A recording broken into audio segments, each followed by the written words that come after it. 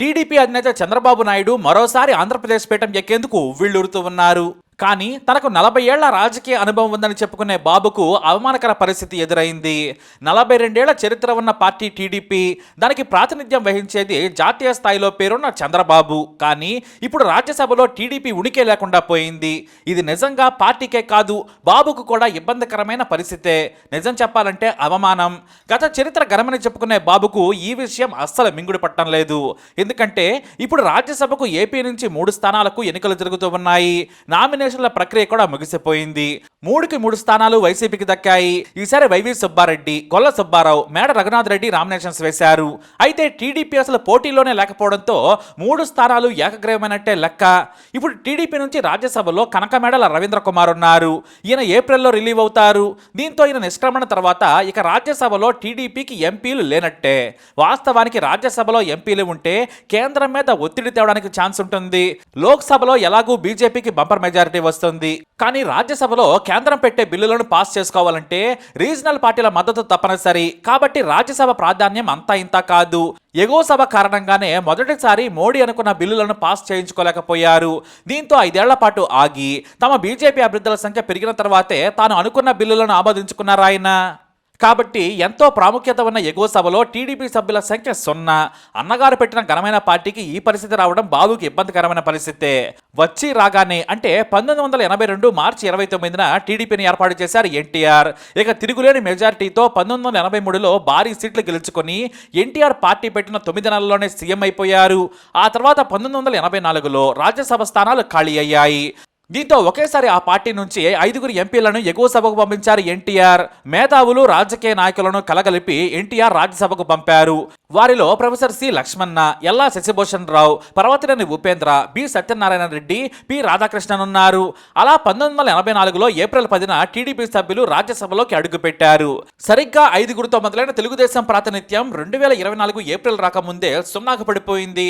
ఆంధ్రప్రదేశ్ సమస్యలే కాదు, జాతీయ సమస్యలపై కూడా కీలక చర్చలకు వేదిక ఎగువ సభ. ఇక్కడ ఎంతో అర్థవంతమైన చర్చలు జరుగుతాయి.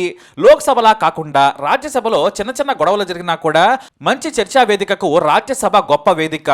అలాంటి ఎగువ సభలో టీడీపీకి ప్రాతినిధ్యం లేకుండా పోవడం మాత్రం ఆ పార్టీ చేతులారా చేసుకున్న తప్పే. ఎందుకంటే ఆనాడు ఏకంగా ఇందిరాగాంధీ మరణాంతరం జరిగిన లోక్సభ ఎన్నికల్లో కూడా టీడీపీ గెలుపును ఆ సెంటిమెంట్ ఆపలేకపోయింది. ఎంతలా అంటే ఉమ్మడి ఆంధ్రప్రదేశ్లో 42 సీట్లకు ఎన్నిక జరిగితే హేమాహేమి కాంగ్రెస్ నాయకులను ఓడించి 30 ఎంపీ సీట్లు గెలుచుకుంది టీడీపీ. అంతేకాదు నాడు కాంగ్రెస్ తర్వాత అత్యధిక సీట్లు గెలిచిన పార్టీగా టీడీపీ రికార్డు క్రియేట్ చేసింది. అప్పటి నుంచే తెలుగువాడి నాడిని, వేడిని, ఆత్మగౌరవాన్ని ఢిల్లీ స్థాయిలో మారుమోగించారు పెద్ద ఆయన ఎన్టీఆర్.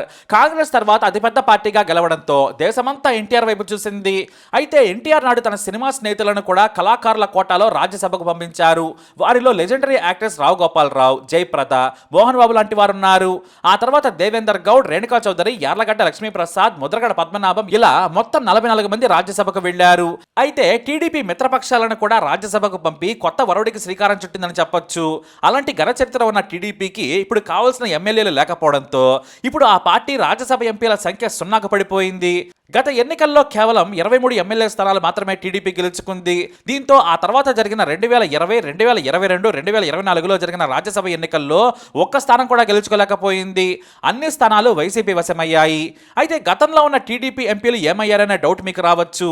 టీడీపీ నుంచి గెలిచిన వారు వేరే పార్టీలకు జంపు కొట్టేశారు. వాస్తవం చెప్పాలంటే ఎగువ సభకు వెళ్లే ఎంపీలు చాలా హుందాగా ఉంటారనే పేరుంది. ఎందుకంటే మేధావులు వివిధ రంగాల నుంచి ఈ సభకు వెళతారు. అలాంటి వారు పార్టీలు ఫిరాయించారు. కానీ 2020లో ఏకంగా సీఎం రమేష్, సుజనా చౌదరి, టీజీ వెంకటేష్, గరకపాటి మోహన్ రావులు బీజేపీలో చేరారు.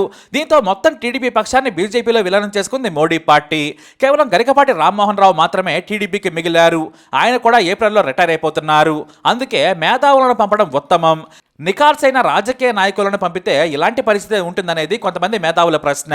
మరి టీడీపీకి ఎప్పుడు ఛాన్స్ ఉంటుందంటే 2026లో, అది కూడా రాబోయే అసెంబ్లీ ఎన్నికల్లో మెజారిటీ ఎమ్మెల్యే స్థానాలు గెలుచుకుంటేనే. ఎందుకంటే 2026లో 4 స్థానాలు ఖాళీ అవుతున్నాయి.